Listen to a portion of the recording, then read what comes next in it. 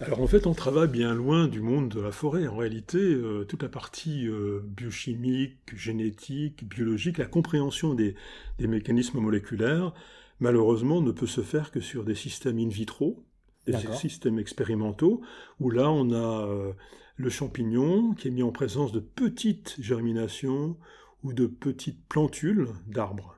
C'est très rare qu'on étudie de l'interaction symbiotique entre un arbre adulte et un champignon. En fait, la plupart des travaux qui sont réalisés au niveau moléculaire se font sur des arbres qui ont moins d'un an.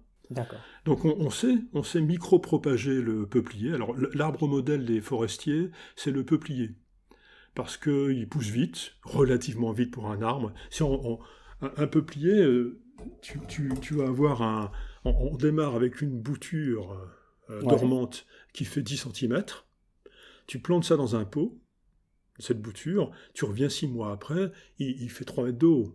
Donc Ah c'est oui, quand ça va même vite, oui. un arbre qui a une croissance rapide. Euh, à l'opposé, un épicéa ou un pin sylvestre, au bout de 6 mois, il va faire 4 cm, 5 cm de haut. Oui, d'accord. Donc on a tendance à privilégier comme système modèle le peuplier, ce qui fait que c'est le premier arbre dont le génome a été séquencé en 2006. Maintenant, hein.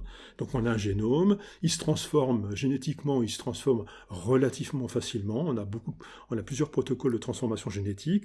On peut faire de l'interférence ARN, on peut faire du knockout sur le peuplier. Donc, il présente plein d'avantages. Et nous, on peut soit le planter comme un crayon et travailler en pot, en serre. Et là, on travaille quand il a 3 mois, des interactions qui sont établies depuis 3 mois, depuis 6 mois, depuis un an. Ou alors, encore mieux, quand on veut produire beaucoup de matériel, on peut fa- produire des micro-boutures de peuplier, Oui. cloner des micro-boutures de peuplier, et ça tient dans une boîte de pétri, Ah, ou d'accord. une boîte de magenta. Donc on peut avoir une petite boîte en plastique. On peut même laisser sortir les parties aériennes de la boîte pour qu'elles soient dans des conditions de photosynthèse à peu près normales. Et le système racinaire est conservé en conditions aseptiques, axéniques.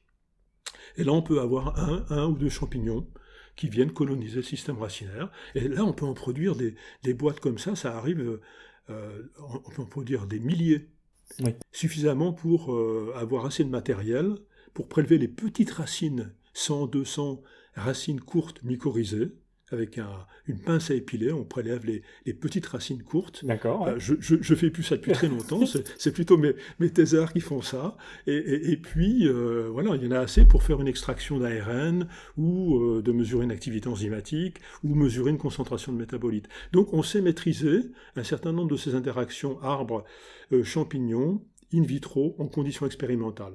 Donc ça se fait sur l'eucalyptus, le peuplier, le sapin de Douglas, D'accord. quelques espèces de pins. On arrive comme ça maintenant à mimer l'interaction, très simplifiée, puisqu'il y a un seul partenaire avec l'arbre, un seul partenaire fongique avec l'arbre, mais ça nous permet de simplifier la complexité environnementale de la forêt pour essayer de comprendre les signaux qui sont échangés, et les gènes et les protéines qui sont régulés au cours de l'interaction.